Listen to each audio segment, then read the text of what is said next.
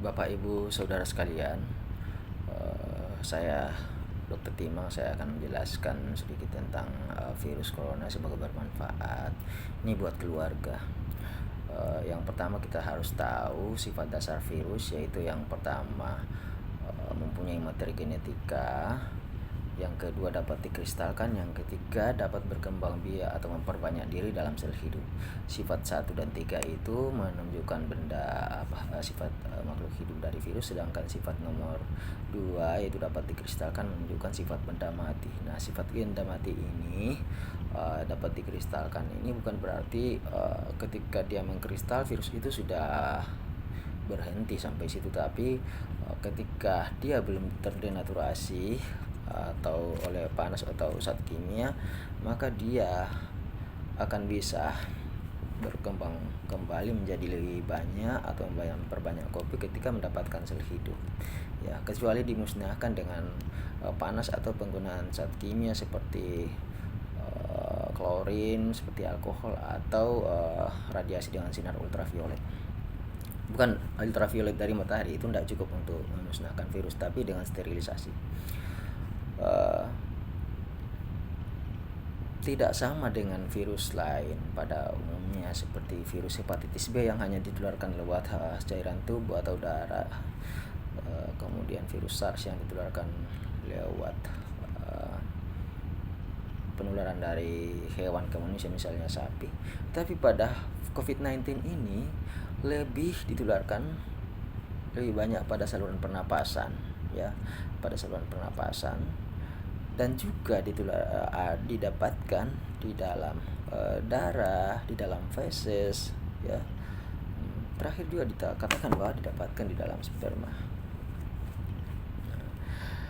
Berikutnya yang harus kita tahu pada virus corona ini adalah virus corona ini lebih stabil daripada yang lain karena dia mempunyai bagian tambahan lagi di luar kapsid protein yang disebut sebagai corona atau crown. Sehingga virus ini disebut sebagai virus corona. Ada memang beberapa virus corona yang lain seperti SARS, kemudian MERS-CoV, ya, tetapi ya, dan virus-virus corona yang lain, tetapi COVID-19 ini ya lebih cepat penularannya dan menyebabkan pandemi. Meskipun ratusan tahun yang lalu ada juga virus yang hampir sama, tetapi ini lebih cepat penularannya yang kita hadapi sekarang ini dan merupakan wabah pandemi, ya. Artinya sudah menjadi masalah seluruh dunia.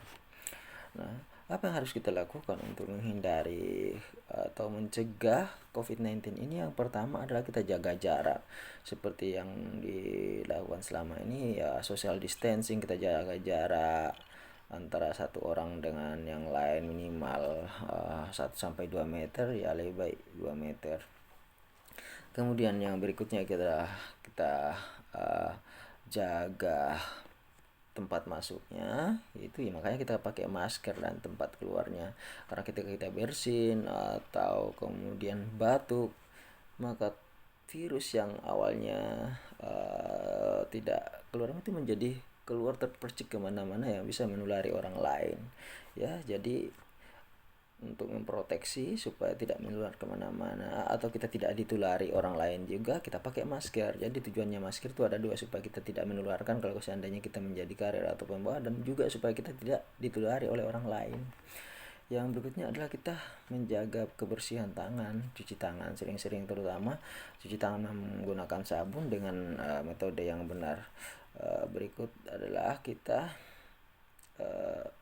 makan yang cukup, terutama makan yang sumber vitamin, makan gizi yang seimbang, lebih banyak makan sayur-sayuran atau buah kalau ada, atau bisa tambahan vitamin dari luar, yaitu tablet vitamin C. Kemudian kita berjemur ini tujuannya untuk metabolisme provitamin D di dalam tubuh kita menjadi vitamin D yang sangat dibutuhkan juga. Yang kita butuhkan untuk ini adalah sinar ultraviolet B yang biasanya diproduksi pada sekitar jam 10 pada waktu lokal, ya.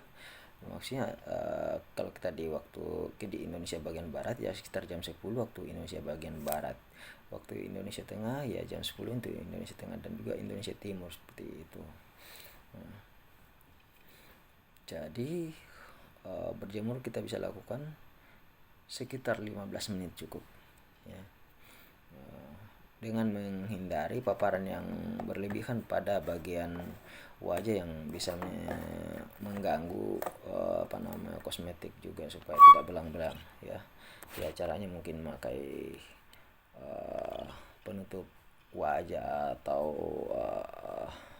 krim ya, dan lain sebagainya, atau dengan menjemur khusus bagian belakang ya, bagian tubuh yang tidak terlalu banyak kelihatan ya selama 15 menit cukup ya, atau bagian ya pokoknya yang penting bukan belang-belang lah, itu diperhatikan. Kemudian ya cukup istirahat untuk supaya daya tahan tubuh tidak menurun ya. Cukup istirahat itu bisa 6-8 jam setiap hari. Kemudian hindari stres yang berlebihan, karena stres yang berlebihan itu bisa menyebabkan turunnya daya tahan tubuh akibat diproduksinya hormon-hormon yang merusak daya tahan tubuh seperti hormon adrenalin, katekolamin. Tetapi dengan lebih banyak ceria ya, olahraga bisa meningkatkan dikeluarkannya hormon yang penting untuk daya tahan tubuh. Kemudian kita juga perlu peduli dengan orang lain. Bagaimana cara peduli dengan orang lain? Ya itu cara pakai masker itu sebenarnya suatu peduli dengan orang lain juga supaya tidak saling menularkan ya. Berikutnya yang perlu kita persiapkan setelah kita tahu bagaimana cara menghindari dan apa yang harus kita antisipasi adalah hal ke depan ini yang akan terjadi setelah pandemi corona itu. Bukan berarti corona ini akan berhenti begitu saja. Dia akan berhenti perlahan-lahan, bahkan bisa menyebabkan perubahan pada paradigma kehidupan manusia, yaitu sistem ekonomi yang dulunya manual bisa berubah menjadi sistem ekonomi online ya. Kemudian persiapkan, karena pandemi ini tidak akan langsung berhenti begitu saja ya. Hemat untuk masalah pengeluaran, karena bisa saja nantinya akan ada kesulitan untuk mendapatkan sumber makanan dan kebutuhan-kebutuhan lainnya. Kemudian yang berikutnya, tidak perlu terlalu membeli barang-barang yang berlebihan, karena banyak hal yang tidak dibutuhkan yang dulu dibutuhkan tidak dibutuhkan pada saat ini, seperti pakaian yang berlebihan, kosmetik yang berlebihan, lain-lain kan sebagainya. Misalnya kan mulut wajah ditutupi dengan masker ya, ini akan merubah paradigma pada penggunaan kosmetik dan lain-lain sebagainya. Kemudian pakaian yang dulunya kebanyakan orang bertemu tatap muka, sekarang dan beberapa waktu ke depan, bisa sampai 2 tahun ke depan ini ya, orang lebih banyak seminar atau pertemuan atau ilmiah secara online ya. Jadi itu akan terjadi perubahan. Mungkin itu yang bisa saya sampaikan pada video pertama kali ini. Semoga bisa bermanfaat. Silakan di like dan subscribe, semoga bermanfaat dan kita bisa lanjut untuk video-video selanjutnya. Terima kasih. Selamat kita belajar bersama-sama.